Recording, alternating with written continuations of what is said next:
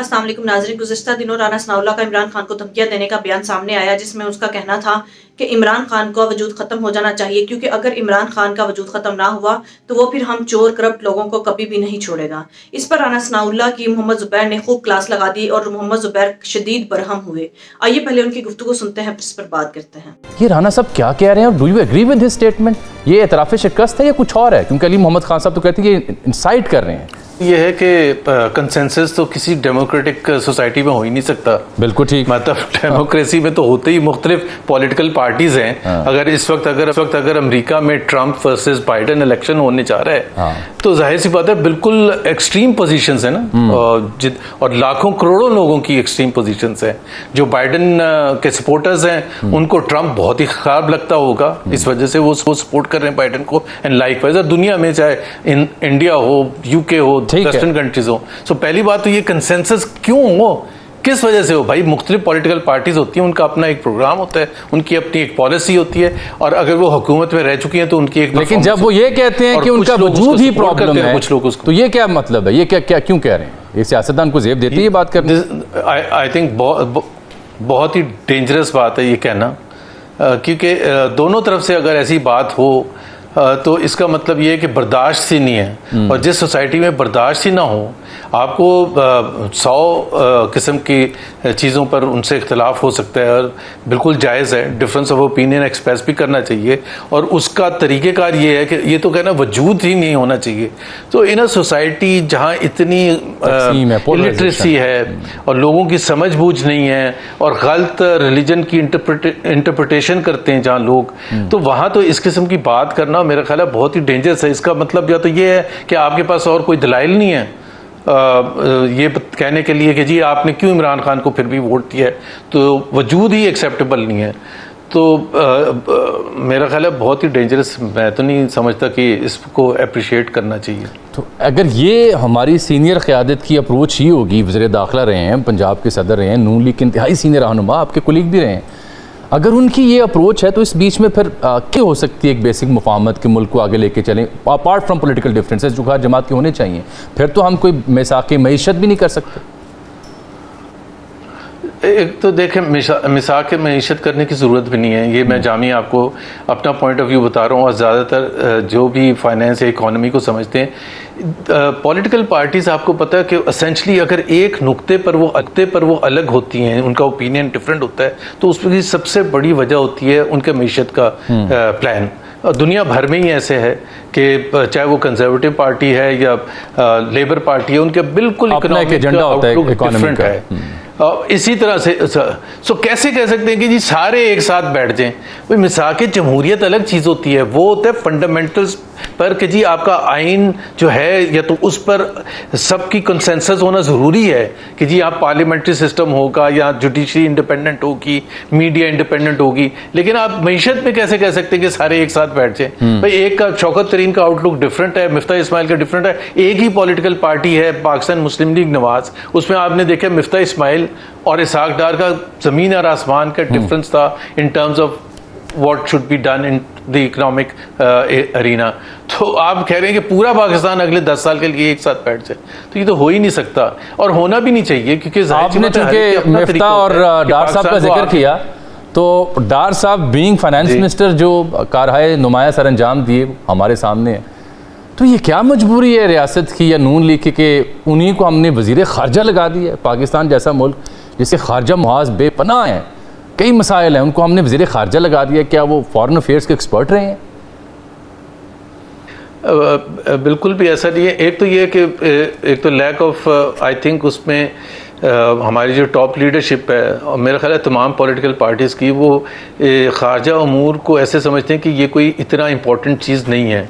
उससे इस चीज़ से पता चलता है जामी कि अगर हिंदुस्तान के हवाले से देखें अगर, तो 2016 से कोई हर किस्म की बातचीत बंद है। बैकडोर भी बंद है, क्योंकि हम समझते ही नहीं कि उसकी कोई ज़रूरत है और वो कितना इंपॉर्टेंट रोल प्ले कर सकती है अगर हालात सही हों, अगर रिलेशनशिप अपने नेबर्स के साथ सही हो, अगर रीजनल पीस हो, तो उसकी वजह से रीजनल ट्रेड होगा जिससे खुशहाली आएगी सब आवाम के लिए, मासेस के लिए। तो अगर आप प्याज और टमाटर इंपोर्ट नहीं कर सकते इंडिया से और आपने बातचीत भी नहीं करनी है, तो फॉरेन पॉलिसी है तो बहुत सेंसिटिव, और उसको समझना और आगे बढ़ना। अगर PMLN में किसी और, मैं कहूँ कि बहुत अच्छे लोग थे जिनको बनाया जा सकता था। खुर्रम दस्तगीर की बहुत स्ट्रॉन्ग इंसाइट है, फॉर एग्जांपल पॉलिसी के हवाले से, वो समझते भी हैं। जी नहीं, एक होता है ना, अपना इंटरेस्ट भी होता है, तो आप over a period of time, जैसे मैं इन सबका कोलीग रहा हूँ, तो आप बातें करते हैं हर मौजू पर। क्या मजबूरी है कि डार साहब की मैशत से आप इतना फैज़याब हुए, उसके बाद आपने खर्जा का मुंह उन्हें दे दिया? कोई मजबूरी तो समझाए ना मुझे, आप पार्टी के अंदर इतनी आपकी गहरी दस्तरस एक ज़माने तक रही है। अब देखें, अगर मैं फाइनेंस मिनिस्टर होता और यही 16 महीने की कारकर्दगी होती, तो मुझे तो इस्लामाबाद के 100 मील करीब भी ना आने दिया जाता अगली हुकूमत में। और आपने जामी खुद देखा भी होगा कि जब इलेक्शन कैंपेन थी, तो चाहे मियां नवाज शरीफ थे और या दूसरी लीडरशिप थी, तो वो पिछले 16 महीने का जिक्र ही नहीं करते थे, जिक्र ही नहीं करते थे। वो 2018 पर आके रुक जाते थे। जब मुवाजना भी करते थे इमरान खान की हुकूमत की परफॉर्मेंस का, तो उस परफॉर्मेंस से करते थे। अब दुनिया भर में जब इलेक्टोरल पॉलिटिक्स का मतलब ये होता है कि जो सबसे रीसेंट पीरियड है, उसकी आपने परफॉर्मेंस को डिफेंड करना है। बिल्कुल। और आपने बताना है कि देखें जी, हमने जहां लिया था तो उस वक्त पाकिस्तान में महंगाई इतनी थी, गुर्बत इतनी थी, बेरोजगारी इतनी थी, और कर्जे इतने थे, और हमने ये चीजों में बेहतरी की है, और अवाम के जिसका डायरेक्टली बेनिफिट अवाम हुई है। अब वो चूंकि कह नहीं सकते थे, तो इस वजह से वो 16 महीने को गायब कर जाते थे, और इस वजह से एक गलत बिल्कुल एक बयानिया बनाया गया कि हमने रियासत को बचा लिया इस 16 महीने में। यार अभी जबरदस्ती आप एक बीच में लेके आ गए कि रियासत को बचा लिया, कि IMF का हम अगर ना होता एंड में जाके, तो वो डिफॉल्ट हो जाता। अब जब आपके पास अगस्त 2022 में, एक तो मैं वो भी नहीं एक्सेप्ट करता कि 2022 में पाकिस्तान डिफॉल्ट के नहज पर था, क्योंकि उससे नंबर से जामी पता चलता है। अच्छा नाज़रीन, जिस तरह से राना सनाउल्लाह फजूल किस्म की हरकतें कर रहा है, फजूल किस्म की बयानबाजी कर रहा है, ये तो अवाम पहले ही जानती है कि ये एक बदमाश इंसान है और गुंडागर्दी करता रहता है। लेकिन नाज़रीन, अब तो ये इमरान खान को खुल्लम खुल्ला सरेआम धमकियां देने पर उतर आया है। इसका कहना है कि जब तक इमरान खान का वजूद खत्म नहीं होता, वो हम जैसे चोर करप्ट लोगों को कभी नहीं छोड़ेगा। नाज़रीन, अगर इनको इमरान खान से इतना ही खतरा था और ये इमरान खान से इस कदर खौफज़दा थे, तो फिर इनको क्या जरूरत थी कि अपने पहले जराइम को छुपाने के लिए ये मजीद जराइम करते। लोगों का मुंह बंद करवाने के लिए इन्होंने हद से ज्यादा जुल्म ज्यादती की इंतहा कर दी। अगर ये इमरान खान से इस कदर खौफज़दा थे, तो फिर तो इन्हें चाहिए था कि ये मजीद जराइम ना करते, बल्कि अपने पहले जराइम का भी एतराफ करते और कौम से अपने जराइम की माफी मांगते, कौम का लूटा हुआ पैसा अवाम को वापस करते, अवाम की वोट्स पर डाका डालने और अवाम पर जुल्म सितम करने वाले मामलात से गुरेज करते। नाज़रीन, अब ये इस कदर जराइम कर चुके हैं कि इनको इस बात का अंदाजा हो चुका है कि अगर इमरान खान जैसा ईमानदार लीडर और अवाम से मोहब्बत करने वाला इंसान जेल से बाहर आ गया और इक्तदार में आ गया, तो फिर वो इनको कभी नहीं छोड़ेगा, क्योंकि वो अपने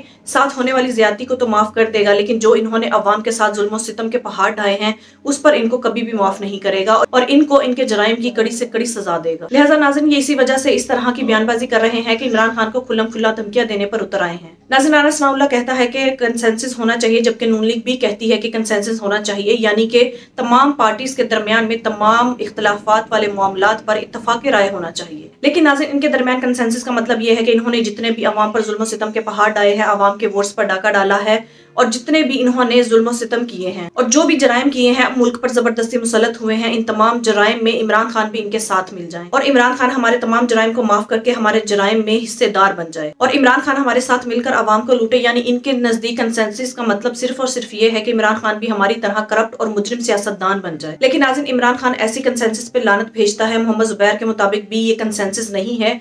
जमहूरियत का तकाजा ये है, जमहूरियत का असल हुस्न ये है कि तमाम पार्टीज के दरमियान इख्तलाफ राय हो, पॉलिटिकल इख्तलाफ हो, लेकिन जो भी पार्टी गलत काम करे फिर दूसरी पार्टीज उसको कंडेम करें, उस पर एहतजाज करें। लेकिन जिस तरह से नून लीग चाहती है कि अगर उस तरह से कंसेंसस हो जाए, तो फिर तो जमहूरियत और मार्शल लॉ में कोई फर्क ही नहीं रहेगा। अगर तमाम पार्टीज मिलकर इकट्ठी इक्तदार में आ जाए, तो फिर हज़्ब इख्तिलाफ का कंसेप्ट ही खत्म हो जाएगा और तमाम पार्टीज के सियासतदान मिलकर मुल्क को लूटने में लग जाएंगे। नाज़रीन, आपके इस बारे में क्या राय है, कॉमेंट में जो बताइएगा। अगली वीडियो में मिलते हैं, तब तक के लिए अल्लाह हाफिज।